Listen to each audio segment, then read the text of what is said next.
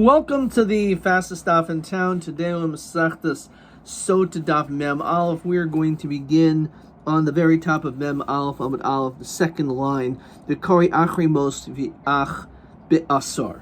These are the various psukim that are read as the Mishnah on Mem and Beis tells us. The Birchos Kohen Gadol on Yom Kippur, that he recites certain parts of the Torah out loud and also part of it by heart. So on this, the Gemara asks the following question: Minhu midalgin benavi ve'en medalgin b'Torah, that a person's allowed to skip parts when it comes to navi, but not when it comes to the Torah. So the problem is that the beginning time he reads is from Achremos, and then afterwards that's in Pasuk, that's in Perek Tes Zayin, and then he reads from V'ach Be'asar, which is a couple of parshios later. So he has to roll the Sefer Torah from, even though it's not such a long distance, but nonetheless, he's Ming Medalgin. So how is he allowed to skip? So Omer Rabbi will kasha, kan bichdei shivsa kamat hatorgaman, kan bichdei shlivsa hatorgaman. So the only time when it comes to the Torah that you're not allowed to skip is dafka in a situation where the Maturgaman who translates it, he ends up translating, finishing it, and then there's this downtime while you're still rolling. Then we don't allow that when it comes to the Torah, but by Navi it's allowed. Says Rashi, Sheparshas Shor Kesev Karoiv Parshas Achrimos. It's pretty close. The translator is not going to be done. So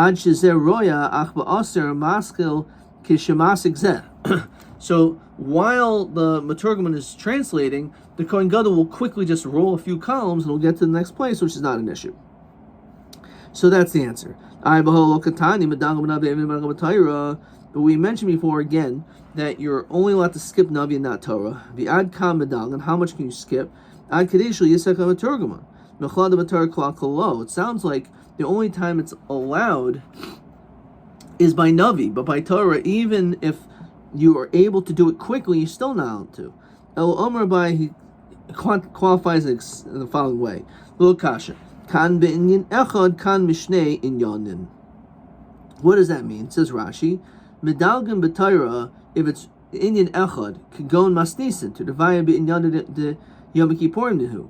Both sections are both talking about Yom Kippur, so therefore you are allowed to read it even because it's in an echad. However, when it comes to Torah, you're not allowed to skip from one to the other in Shnei Yanim.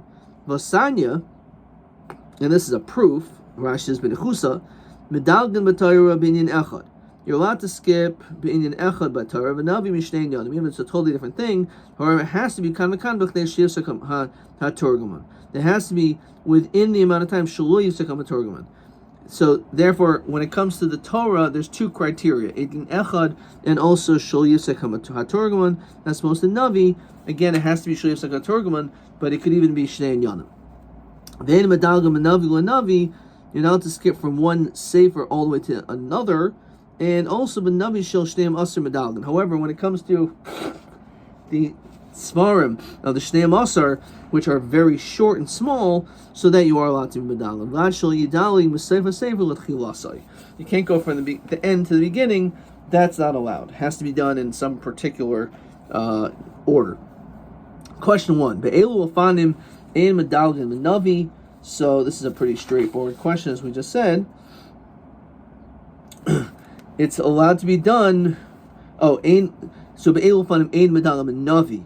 So if it's shel yisakam hatorgaman, or b'chdei shivsakam hatorgaman, or min navi l'navi chutz mitrei asar. It's a good question. V'gol satar manicha b'cheikoi.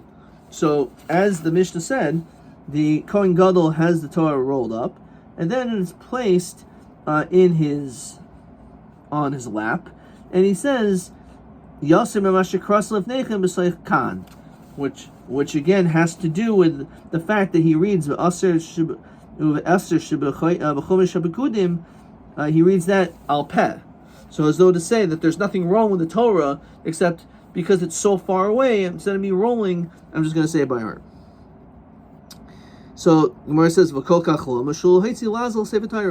says this because he doesn't want to be Maitzi Laz on a Sefer Torah to say that, must be, why is he stopping? Must be because he saw a mistake and now he's not going to read this part of the Torah. No, he makes that declaration, that's not the reason. So, for the Gemara, so why doesn't he just roll up the Torah and read it? Why does he have to do it by heart? So Rav Huna Bar Yehuda, as we basically understand now,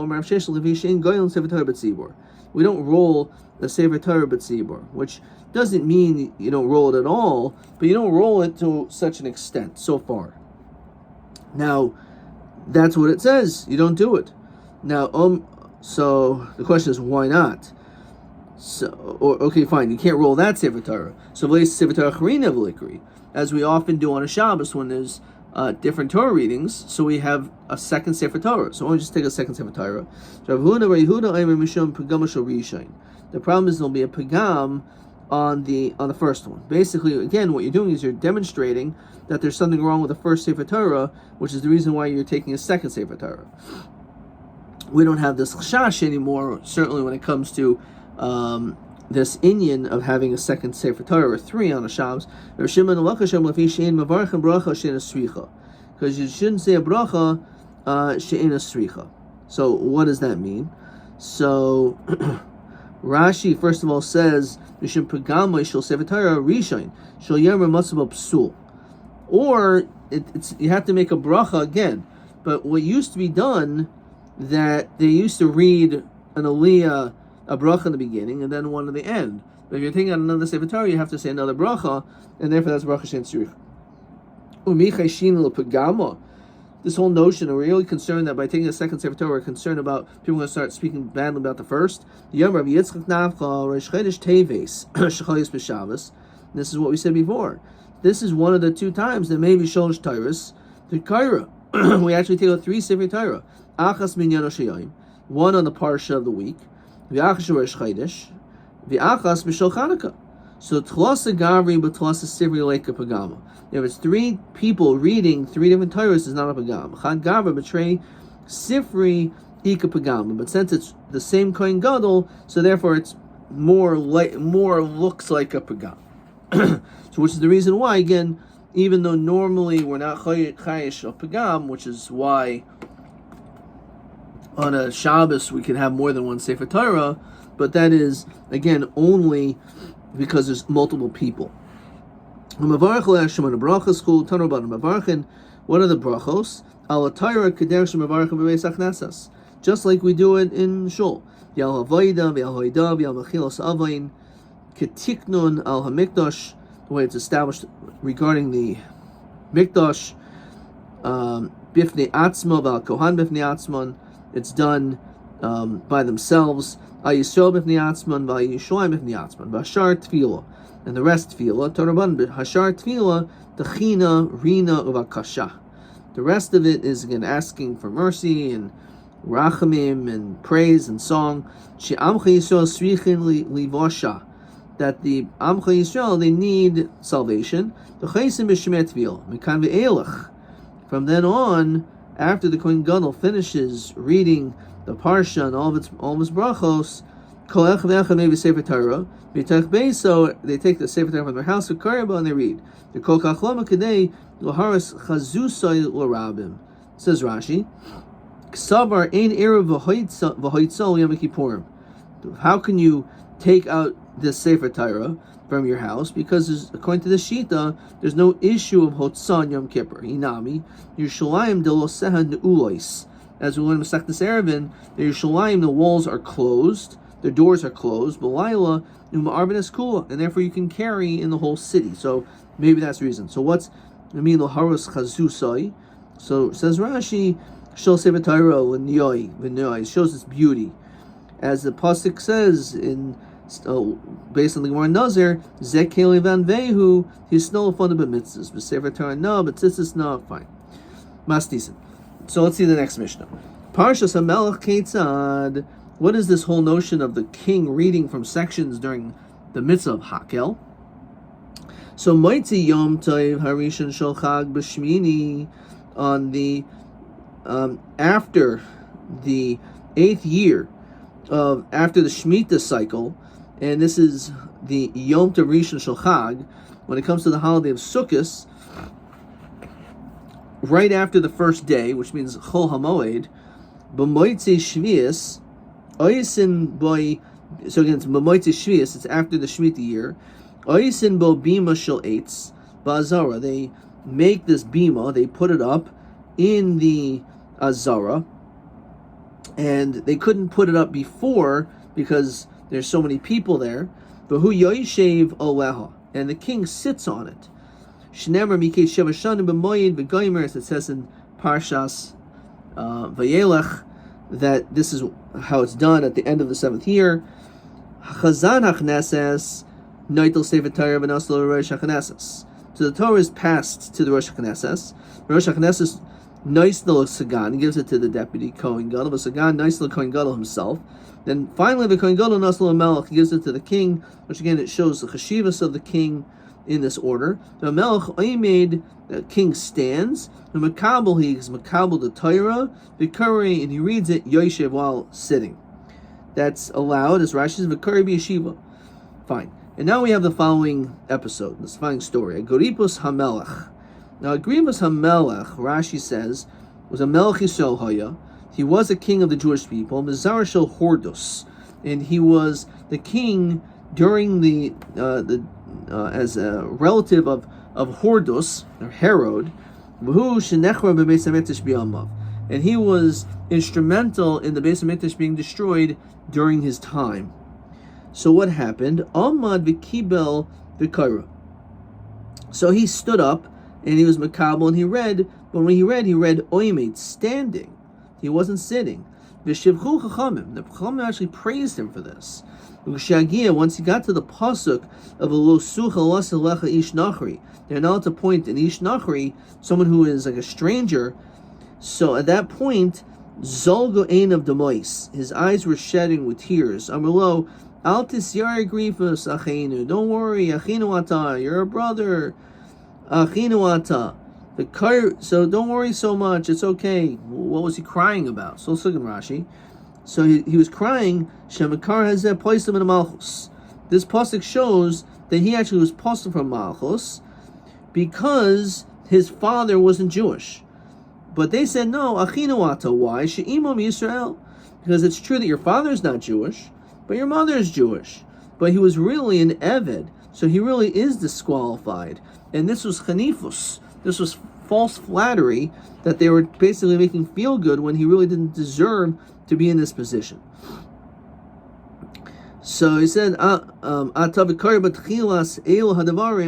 supposed to read from the beginning of Sefer Devarim, ad Shema, until the citing of Shema, which is in Veschanan.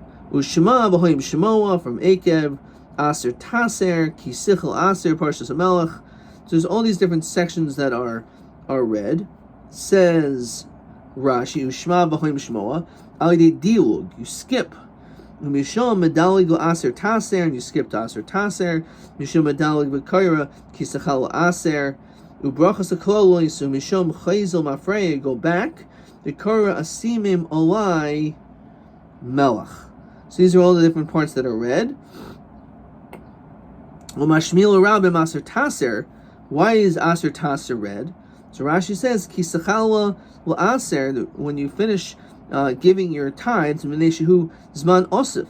There's a time of the ingathering, because the Sukkah's time is Zman Osif.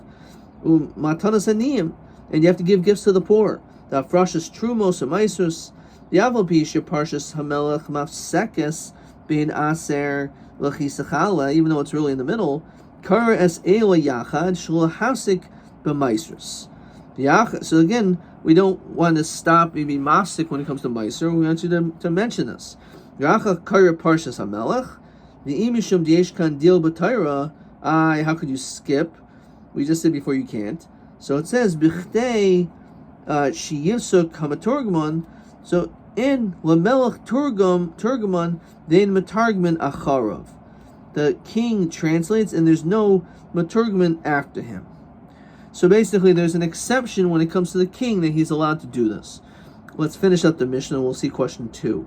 Brachos akolos an shigomer kol parsha brachos shekoin gadol mavarich oisan. The brachos that the kohen gadol is mavarich. Also hamelech mavarich oisan, the king too. El shenaisin shel regalim tachas mechilos avoin. Instead, he inserts regalim. Says Rashi, mekadesh Yisrael v'hazmanim. That's instead of mechilos ha'avoin. Okay. Question 2. V'kar aser taser. So madu kar parshas hamelech l'v'soif loy kaseder shiksuva. Why isn't it written in order? So it says kadesh shalol hasig bein aser taser l'v'chi sechal aser shu inyan echad. Because it's the same Indian, aser taser and v'chi sechal aser. They're both talking about giving tithes. So that's the reason why it's done in that order.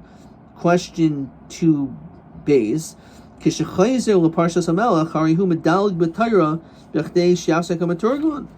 allowed? So ein lamelech turgman, the ein matargman oisai. There ein lamelech turgman. There's no, not for the king of matargman. The ein matargman oisai. No one's matargman for him. So basically, it's saying that it's different. We don't have the same rules of having a pasuk and then a maturgaman. It's not done in this context. Okay, not sure why that makes it better. Okay, I think that's how to read that Rashi. So fragt Gemara b'shmini salkadaitich. You really want to tell me it's on the 8th? So ema b'shminis. The whole hadilah muli sricha the ikas of rachmanami kates. Instead at the end only havamina. You would think nimnu mahashta should count from now. Says Rashi, Mishnas Arboim, from the 40th year of Halah, Ba'arvos Moav, Nemer Parshazu. That's what it said. Even though they hadn't had Shemitah yet, Shulmanu Shmitin Ad Achar Sheva Shilkai. They only started the laws of Shemitah only after the 7 years of the division of the conquering 7 years of division, days of Yeshua. So therefore, you have to wait until after that. Now it has to be Shemitah. So it only starts from that point. Because of Shemitah, you would think it would be at the end, says Rashi, Kodem Rosh Hashanah Shel Shminas, before Rosh Hashanah. Because of Rachmana b'moyed. It has to be during a festival. The ikas of b'moyed have been a marei shaita. Maybe it means in the beginning of the year. Since they're all called a moyed. Like, for example, Rosh Hashanah is also a moyed. So that's what you would think. Because of the moed having been a marei shaita, because of Rachmana b'chag sukkos, that's not Rosh Hashanah but Sukkos. Because of Rachmana b'chag sukkos having been a fil yom tov yom acharon. Maybe it's the end of Sukkos.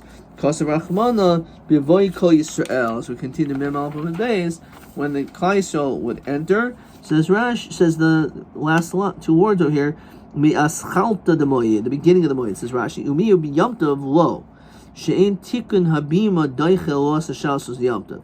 Again, the whole notion of constructing the bima is not something that would be allowed to be done on Yom Tov or Shabbos, so therefore it had to be done. The fact that it was part of the process, so it could only be done on Chol HaMoed the next day. Same question we had on a previous daf. The fact that you have a king there, we're showing respect to all these other people. No, this shows actually the honor of the king. That it shows that even though you have all these people, but the king is last. So it shows the cheshivus of the king. He was standing. The fact that he stood up, mashmi, he was sitting at some point. So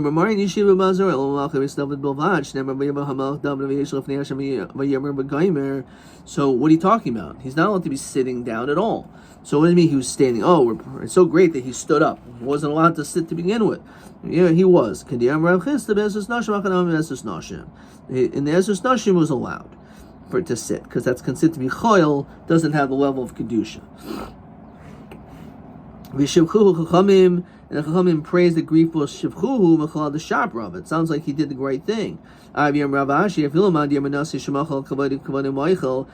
according to the Mad Yarmid that a Nasi could be Moichel in his covet, the king has to show honor. He cannot be moichel his covet. That he has to show fear. Mitzvah shiny.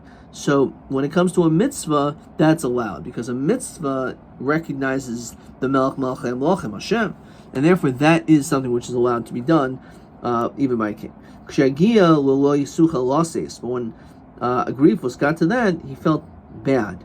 At that moment, the truth is, this is a euphemism. This is a lashon saginahar. It's not really referring to the enemies of Klal Yisrael. It's Klal Yisrael themselves were chayev to be punished, destroyed. What did they do wrong? Shechnifu Agripus, because they showed undue flattery to Agripus, which they shouldn't have done, because he really should not have been appointed in this position. Amar Shimon ben Chalafta Yom Shigavar Egoroipa Shel Chanufa this Avsu Nisasu Hadinim this Kalko Hamaisim. So at the time that this strength came about, there was this Chanifus came into this world as flattery, and it was Kalko Hamasim, and it caused the downfall of many. Says Rashi, a group of koicha shel chanufa, the strength of flattery. Therefore, the imam Yisrael, even though his mother was Jewish, in royal malchus, the eved hoya v'zila milsa. V'nistabdu hadinim shechnifu hadayanim. The judges themselves were flattering as Bali din. So that was a problem. The skalkal hamasim shagadolim ro oiver avera v'loy michu biyadmim ne chanufa. Even though they saw people sinning, they didn't say anything because they were engaged in flattery. And no person was able to stand because of the actions of these other great people. So Rashi, since the leaders didn't do anything, they learned from them, then there's a cool and all of a sudden everyone started violating. You're actually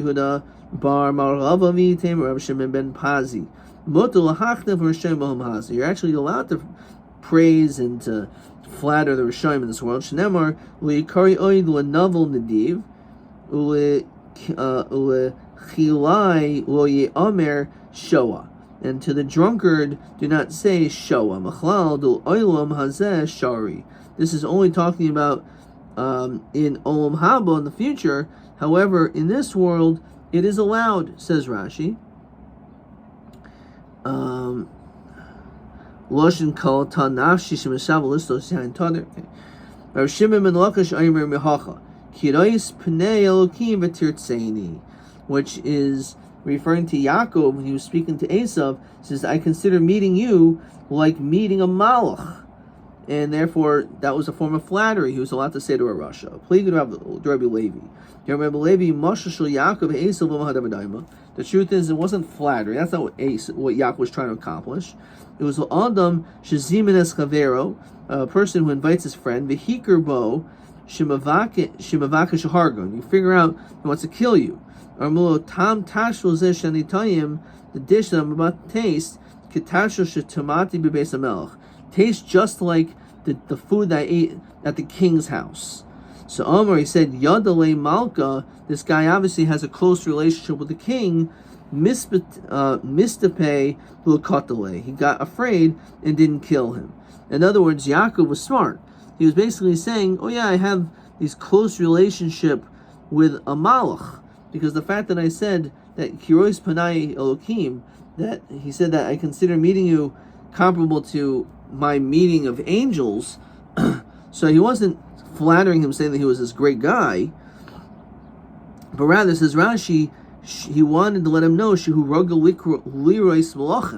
he was accustomed to seeing angels, or in this case kings. Maybe afl oilim.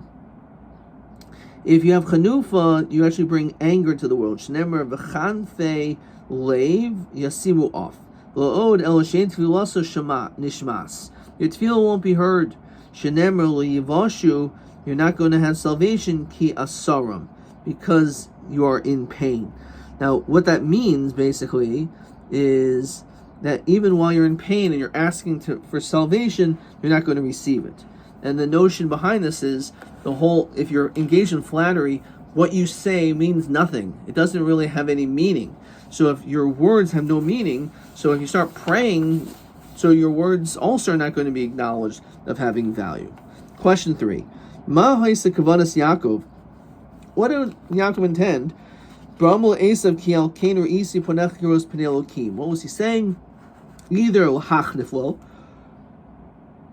to flatter Esav, or to let him know that he was accustomed to engage with leaders, with angels. Simen av uber gehenom biyadoi nidna goyla. V'yom Rabbi Elazar called him sheshmo chanufa. Anyone who has flattery, who's engaged in flattery, I feel ubarim shebemei iman mekalonoi. So even the children that are in the womb are cursed. Mekalonoi will curse him. Shnemar arim Rasha. He says about the Rasha tzaddik atir tzaddik. So yikbuhu amim. There'll be a klola cursed of the nations. Yizamuhu umim. Now umim is actually, it sounds like uborim, referring to the fetuses will curse. Vein koiv el klola. The word koiv is referring to a curse. Shnemar ki kabukel. The ein lo'oim el uborim, referring to the fetus. Shnemar lo'oim lo'oim yamatz, regarding the pregnancy of Rivka. V'yam Rabbi Elazar kol adam sheish b'chanufa, anyone who has flattery, naifel b'gehinim. Shenemar ha'oimrim l'ra toiv, v'la toiv ra v'goimer. So what does it mean, Gehenna? It means you're going to be destroyed. You'll have engaged in destructive behavior. If people are not honest with you and they say, oh yeah, you're amazing, you're wonderful, you're terrific, so you are not helping that person. You're actually part of the problem, because you're giving that person this false perception of who they are when they really could have been improving themselves if you're a true, honest friend and you would say, you know what, maybe you should work on this, you should work on that. Instead, you engage in flattery, so that person's not going to think that there's any need to improve. Maksiv acharav, l'chein be'echol kash, it'll be consumed by ke'echol kash, it'll be consumed like by straw. Lashon eish v'chashash v'havi yirpa. Anyone who flatters his friend, at the end it'll fall into his hands. It'll fall in the hands of his sons. Not his sons, his grandchildren. So Yirmiyah said, Chananya, Amen, so it will be, Kain Yasa Hashem, Yakim Hashem, Estabarecha, Hashem will cause your words to take place. Uksiv, and furthermore, as we continue Mem Beis Amud Aleph, it's written, Vahi Hu Bashar Binyamin, Basham Baal Pekidus, Ushmo Yiriya ben Shalemya, ben Chananya, Vayispois es Yirmiyahu, Hanavi Lamor, he said, El Hakazdim, Ata Naifel, you will fall. V'yomer lo Yirmiyahu, Sheker ineni Naifel, I'm not going to fall. El Hakazdim, V'gomer Uksiv, V'yispois Yirmiyahu, that he was grabbed. V'yaviyehu el Hasarim, he was brought to these leaders. Rabbi Elazar kol Eda sheish ba chanufa, any Eda, any congregation, any group that has flattery, mu'usa kanida. It's as repulsive as a nida. Shnemer ki adas chanef galmud. Galmud is the language of a nida. Shechein b'kir chayam karin l'nida galmuda. My galmuda, gemula, something which was taken away. Mibala, from her husband. She was taken away from her husband, which is a nida. Rabbi Elazar kol eda sheish ba chanufa l'seiv goyla. You'll be exiled again, because you're not going to be growing, and therefore you're going to end up sinning. Ksiv halcha ki adas chanef galmud, which you'll be taken away. Ksiv hasam yamarta b'levaveich mi yolad li es ela, who gave birth to these v'ani shechula v'galmuda goyla v'tzura. So we see v'goymer, this language of galmuda next to goyla. So a person who has chanifas will be exiled. Omer Rabbi Yirmiyah barabba arba kitois ein mekabos pnei shechina. There are 4 people that are not going to be mekabos pnei shechina, namely, they have no potential for growth. Kat leitzim, a group of people are lazy. The kat chanifos, those are engaged in flattery. Again, these are similar. If you're lazy, you don't have a growth mindset. If you're constantly engaged in flattering others and you're someone who enjoys flattery, so you're really not going to grow because you just enjoy hearing all these wonderful things about you, even though they're not true. Bekat shakarim, which is the same reason why shakronim, they're liars, because that's what flattery is. It's a form of lying to another person. Bekat misapri lashon hara. Interestingly enough, also people who speak lashon hara fall under this same category. So kat leitzim dechsev mashach yado es leitzim. Kat chanefim dechsev kilo lafanav chanef. Yavoy. Kat shikarim dechsev davar shikarim. When it comes to the speech of the liars, lo yichain leneged einai. They cannot be opposite my eyes, because Hashem represents absolute truth. So you can't be in the presence, God cannot be in the presence of lies. Kat misapri lashon hara dechsev kilo kel chafetz resha ata, that you're wicked. Lo yigur chara, cannot live with the bad. Sadik ato Hashem lo yigur b'mir gir chara. You cannot live with something which is bad, which has to do, of course, lashon hara, which is the ultimate evil words. Question TA21.